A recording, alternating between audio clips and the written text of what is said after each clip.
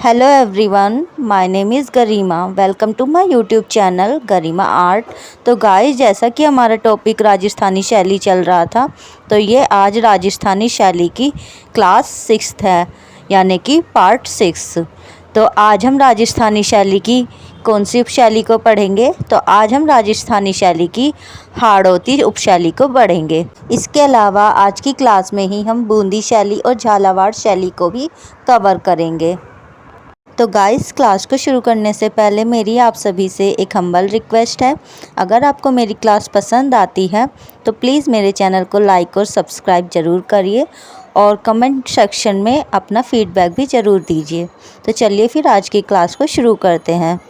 इसके अलावा जल्दी ही हमारा लाइव सेशन भी स्टार्ट होगा। चलिए फिर क्लास को स्टार्ट करते हैं। सबसे पहले हम बूंदी शैली को पढ़ेंगे। तो इसकी स्थापना की बात करते हैं। इसकी स्थापना किसने की? तो इसकी स्थापना की राव देवाजी ने। किसने की? यानी कि बूंदी राज्य की स्थापना किसने की?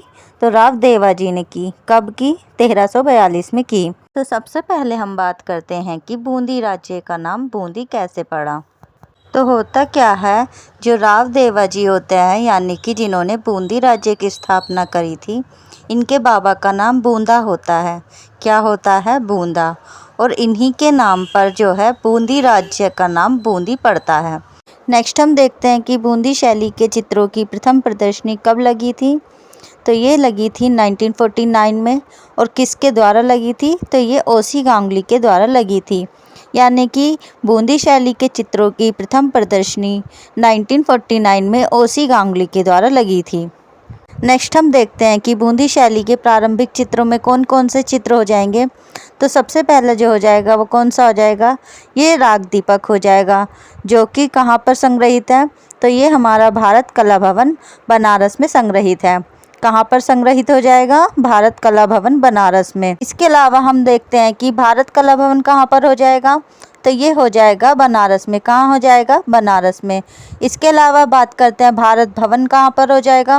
तो ये हमारा हो जाएगा भोपाल में। कहाँ पे? यानी कि भारत भवन हमारा भोपाल में हो जाएगा और भारत कला भवन हमारा बनारस में हो जाएगा। कहाँ पर? बनारस में। बनारस में ये हो जाएगा, यानी कि वाराणसी में। नेक्स्ट हम बात करते हैं रागनी भैरवी की। तो ये कहाँ पर संग्रहित हो जाएगा? ये संग्रहित हो जाएगा नगर पालिका संग्रहालय इलाहाबाद में। कहाँ पर? नगर पालिका संग्रहालय इलाहाबाद में संग्रहित हो जाएगा। नेक्स्ट हम बात करते हैं बूंदी शैली का जो महत्व है वो किसके समय से प्रारंभ होता है। तो वो राव सुरजन सिंह के समय से प्रारंभ होता है। और इनका समय कब होता है? तो राव सुरजन सिंह का समय क्या होता है? तो इनका समय होता है 1554। क्या होता है? 1554, यानी कि 16वीं शताब्दी। कौन सी शताब्दी? 16वीं शताब्दी। यानी कि बूंदी शैली का जो महत्व है वो राव सुरजन सिंह के समय से प्रारंभ होता है। और राव सुरजन सिंह का समय कब से कब तक होता है? तो इनका समय होता है 1554 ईस्वी से। इसके अलावा हम बात करते हैं कि राजस्थानी जो शैली है वो कैसी शैली हो जाएगी। तो ये हमारी लघु चित्र शैली हो जाएगी। कैसी? लघु चित्र शैली। इसके अलावा नेक्स्ट हम देखेंगे बूंदी शैली के प्रमुख चित्रकारों को। सबसे पहले हमारे हो जाएंगे सुरजन, इसके बाद हमारे अहमद अली, इसके बाद हो जाएंगे रामलाल, इसके बाद हो जाएंगे डोडिया, इसके बाद हो जाएंगे मोहन। नेक्स्ट हम देखते हैं कि बूंदी शैली हमारी किसके अंतर्गत आती है। तो ये हमारी हाड़ौती शैली के अंतर्गत आती है। हाड़ौती शैली किसके अंतर्गत आती है? तो ये हमारी राजस्थानी शैली के अंतर्गत आती है। इसके अलावा राजस्थानी शैली हमारी कैसी शैली हो जाएगी? तो ये हमारी लघु चित्रण शैली हो जाएगी। नेक्स्ट हम देखते हैं कि रागमाला का चित्रण सबसे अधिक कहाँ पे हुआ है। तो ये हुआ है राजस्थानी शैली में। इसके अलावा बारहमासा का चित्रण सबसे अधिक कहाँ हुआ है? तो ये हमारा हुआ है पहाड़ी शैली में। नेक्स्ट हम देखते हैं बूंदी शैली के प्रमुख चित्रों को। तो सबसे पहला कौन सा हो जाएगा? सबसे पहला हो जाएगा दूज का चांद देखते प्रेमी युगल। और इसे किसने बनाया है? तो इसे बनाया है मोहन ने। इसके अलावा हम बात करते हैं कि ये चित्र कहाँ पर संग्रहित हो जाएगा। तो ये संग्रहित हो जाएगा prince of Wales museum Mumbai में। कौन सा? दूज का चांद देखते प्रेमी युगल। तो कहाँ पर हो जाएगा ये? Prince of Wales museum Mumbai में ये संग्रहित हो जाएगा। जो किसके द्वारा बनाया गया है? तो ये बनाया गया है मोहन के द्वारा। नेक्स्ट हमारा हो जाएगा राव उम्मेद सिंह सुअर का शिकार करते हुए। कौन सा हो जाएगा? राव उम्मेद सिंह सुअर का शिकार करते हुए। ये बूंदी शैली का इम्पोर्टेंट चित्र है। नेक्स्ट हम देखते हैं कि ये जो संग्रहित है ये कहाँ पर संग्रहित हो जाएगा? तो ये हो जाएगा राष्ट्रीय संग्रहालय नई दिल्ली में। कहाँ पर? राष्ट्रीय संग्रहालय नई दिल्ली में ये संग्रहित हो जाएगा। इसके अलावा नेक्स्ट हमारा हो जाएगा महिलाएं चौपड़ खेलते हुए। इसके अलावा हमारा हो जाएगा स्त्रियां शिकार करते हुए। नेक्स्ट हमारा कौन सा हो जाएगा? तो नेक्स्ट हमारा हो जाएगा और दौड़ते हाथी। कौन सा हो जाएगा? दौड़ते हाथी। इसके अलावा हमारा कौन सा हो जाएगा? ये हो जाएगा हिंडोला रागनी। कौन सा? हिंडोला रागनी। इसके अलावा नेक्स्ट हमारा हो जाएगा कांटा निकालते हुए। कौन सा हो जाएगा? कांटा निकालते हुए। जो कहाँ संग्रहित है? तो ये हमारा संग्रहित हो जाएगा prince of Wales museum Mumbai में। नेक्स्ट चित्र हमारा कौन सा हो जाएगा? तो ये हमारा हो जाएगा शेर व हाथी की लड़ाई। कौन सा हो जाएगा? शेर व हाथी की लड़ाई। कौन सा? शेर व हाथी की लड़ाई। जो कहाँ पर संग्रहित हो जाएगा? तो ये हमारा संग्रहित हो जाएगा राष्ट्रीय संग्रहालय नई दिल्ली में। कहाँ पर? राष्ट्रीय संग्रहालय नई दिल्ली में ये हमारा संग्रहित हो जाएगा। इसके अलावा नेक्स्ट हमारा कौन सा हो जाएगा? तो ये हमारा हो जाएगा सुंदर गज पर सवारी। कौन सा हो जाएगा? सुंदर गज पर सवारी। इसके अलावा नेक्स्ट हमारा कौन सा हो जाएगा? तो नेक्स्ट हमारा हो जाएगा गोपी। जो हमारा कहाँ संग्रहित हो जाएगा? तो ये हमारा संग्रहित हो जाएगा कोलकाता में। कहाँ पर? कोलकाता में। इसके अलावा नेक्स्ट हमारा हो जाएगा राधा कृष्ण का मिलन। कौन सा हो जाएगा? राधा कृष्ण का मिलन। तो ये सारे जो चित्र हैं ये किस शैली के हो जाएंगे? तो ये सारे चित्र हमारे बूंदी शैली के हो जाएंगे। नेक्स्ट हम बूंदी शैली की विशेषताओं को देखेंगे। तो सबसे पहले हम बूंदी शैली में देखते हैं कि बूंदी शैली में हमें जो नेत्र मिले हैं वो कैसे बने हुए हैं। जो नेत्र हमें बूंदी शैली में मिले हैं वो कैसे बने हुए हैं? तो वो परवल के आकार के बने हुए हैं। कैसे? यानी कि अगर हमसे पूछा जाए कि बूंदी शैली में कैसे नेत्र बने हुए हैं तो कैसे हो जाएंगे? तो ये हमारे हो जाएंगे परवल के आकार के। नेक्स्ट हम बात करते हैं, नेक्स्ट हम देखते हैं बूंदी शैली में हमें स्त्री आकृतियाँ कैसी मिलती हैं। तो बूंदी शैली में हमें जो स्त्री आकृतियाँ देखने को मिलती है वो हमें कैसी मिलती हैं? लंबी और छोटी। कैसी देखने को मिलती है? लंबी और छोटी। यानी कि लंबी और छोटी नाक वाली स्त्रियाँ हमें बूंदी शैली में देखने को मिलती है। इसके अलावा इन्हें काला लहंगा तथा चुनरी पहने दिखाया गया है। तो क्या पहने दिखाया गया है? तो इन्हें काला लहंगा और लाल चुनरी पहने दिखाया गया है। किस शैली में? बूंदी शैली में। तो नेक्स्ट हम बात करते हैं कि बूंदी शैली में हमें कैसे वृक्ष देखने को मिलते हैं। तो यहाँ पर हमें कदली वृक्ष देखने को मिलते हैं। कैसे? यानी कि केले के वृक्ष हमें बूंदी शैली में अधिक देखने को मिलते हैं। तो अगर हमसे पूछा जाता है कि बूंदी शैली में किस वृक्ष का अंकन सबसे अधिक हुआ है तो क्या होगा? तो यहाँ पर हो जाएगा केले के वृक्ष का अंकन, यानी कि कदली के वृक्ष का। केले के वृक्ष को ही कदली वृक्ष कहा जाता है।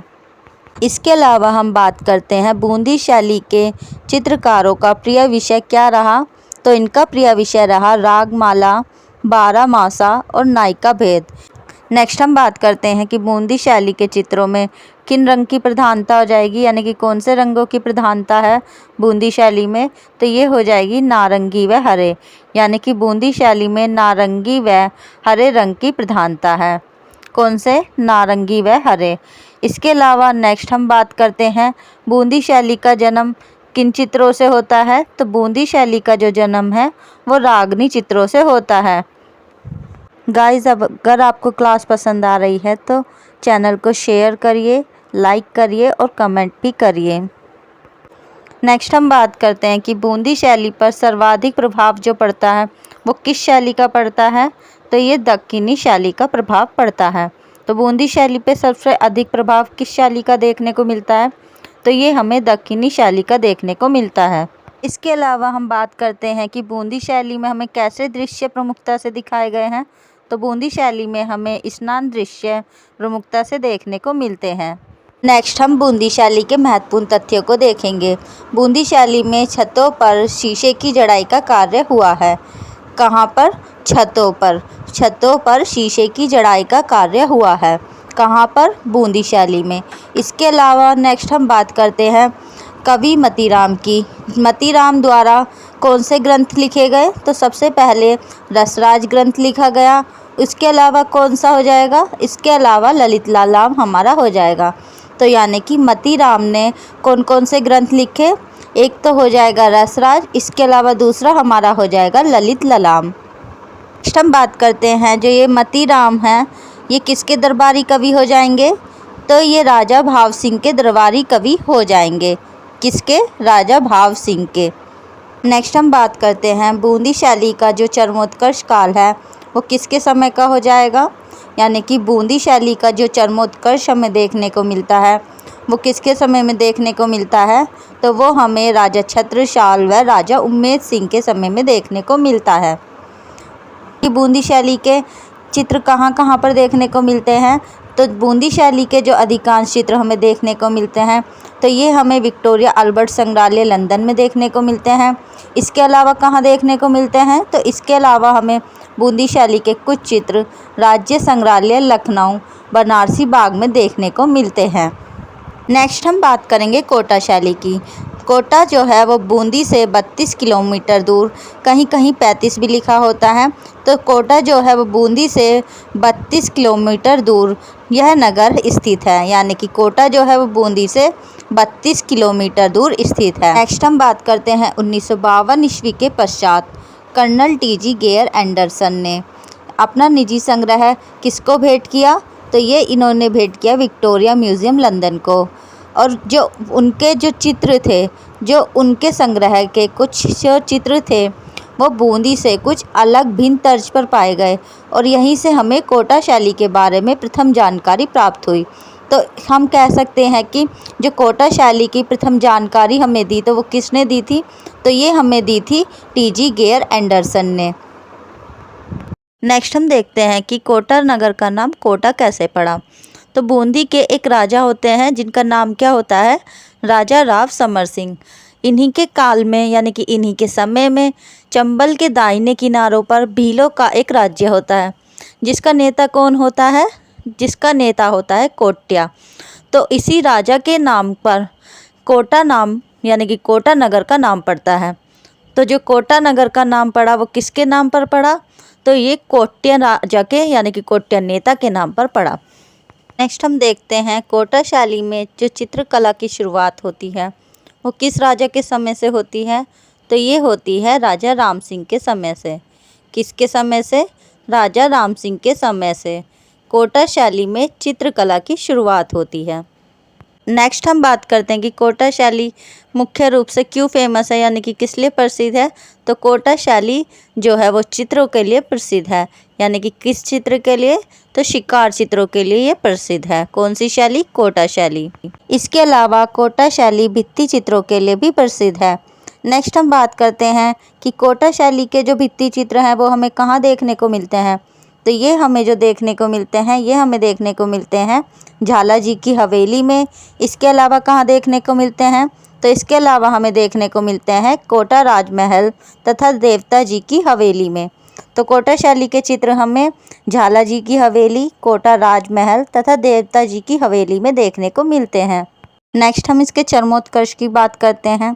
तो कोटा शैली का चरमोत्कर्ष काल हमें किसके समय में देखने को मिलता है? तो ये हमें देखने को मिलता है राजा उम्मेद सिंह के समय में। और कौन सी शताब्दी में? यानी कि 17वीं व 18वीं शताब्दी में। नेक्स्ट हम बात करते हैं कि बूंदी शैली में किसके समय में कृष्ण से संबंधित चित्रण हुआ है? तो कृष्ण से संबंधित चित्रण किसके राजा के समय में हुआ है? तो ये हुआ है भीम सिंह के समय में। किसके समय में? भीम सिंह के समय में। नेक्स्ट हम बात करते हैं रागमाला के बहुत से चित्र किसके समय में बने? तो ये हमारे बने गुमान सिंह के समय में। जिसे किसने बनाया था? तो जिसे बनाया था डालू राम ने। किसने? यानी कि रागमाला के जो बहुत से चित्र बने हैं वो गुमान सिंह के समय में बने हैं। और गुमान सिंह के समय में किस चित्रकार ने बनाए हैं? तो ये डालू राम ने बनाए हैं। किसके चित्र? रागमाला के चित्र। नेक्स्ट हम कोटा शैली के प्रमुख चित्रकार पढ़ेंगे। पहले हमारे हो जाएंगे डालू राम, दूसरे हो जाएंगे नूर मोहम्मद, तीसरे हमारे हो जाएंगे लच्छी राम। तो ये तीनों हमारे कोटा शैली के प्रमुख चित्रकार हो जाएंगे। नेक्स्ट हम बात करते हैं कोटा शैली की विशेषताओं की। तो कोटा शैली में हमें कैसे हास्य देखने को मिलते हैं? तो कोटा शैली में हमें लाल और नीले रंग के हास्य देखने को मिलते हैं। इसके अलावा अगर हम बात करें बूंदी की, तो बूंदी में हमें कैसे रंग के हास्य देखने को मिलते हैं? तो इसमें हमें नारंगी और हरे रंग के हास्य देखने को मिलते हैं, और कोटा शैली में हमें लाल और नीले हास्य देखने को मिलते हैं। नेक्स्ट हम बात करते हैं पृष्ठभूमि की। पृष्ठभूमि कैसी बनाई गई है? तो कोटा शैली में जो पृष्ठभूमि बनाई गई है वो हरे रंग की बनाई गई है। इसके अलावा बात करते हैं यहाँ के अधिकतर चित्र जो है कहाँ पर संग्रहित हो जाएंगे, यानी कि कोटा शैली के जो अधिकतर चित्र है वो कहाँ संग्रहित हो जाएंगे? तो ये संग्रहित हो जाएंगे Victoria and Albert museum London में। कहाँ पर? Victoria and Albert museum London में ये संग्रहित हो जाएंगे। इसके अलावा बात करते हैं सर्वाधिक कजली स्राही का जो प्रयोग हुआ है वो कहाँ पर हुआ है? तो ये जो हुआ है हमारा कोटा शैली में हुआ है। इसके अलावा यहाँ पर महिलाओं को भी शिकार करते हुए दिखाया गया है। नेक्स्ट हम पढ़ेंगे झालावाड़ शैली को। यद्यपि इस पर जो है कोटा शैली का पूर्ण प्रभाव रहा, किंतु झालावाड़ के चित्रों में कहीं कहीं अलग विशिष्टताएं दिखाई पड़ती हैं। यानी कि झालावाड़ शैली पर कोटा शैली का प्रभाव तो रहा, लेकिन कहीं कहीं पर जो इसके चित्र हैं उनमें कोटा शैली से भिन्नता जो है वो दिखाई पड़ती है। तो इस बेस पे हम क्या कहते हैं? तो इस बेस पे हमने जो झालावाड़ शैली है उसे कोटा शैली से अलग करा है। झालावाड़ की स्थापना किसने की थी? तो इसकी स्थापना की थी मदन सिंह झाला ने। किसने? मदन सिंह झाला ने। इसके अलावा इसका चरमोत्कर्ष काल हमें किसके समय में देखने को मिलता है? तो जालिम सिंह झाला के समय में देखने को मिलता है। इसके अलावा झालावाड़ शैली का प्रमुख चित्र कौन सा हो जाएगा? तो ये हो जाएगा राम दरबार। राम दरबार जो कि कमरे के एक आले या ताक में बना हुआ है। कहाँ? कमरे के एक आले में बना हुआ है।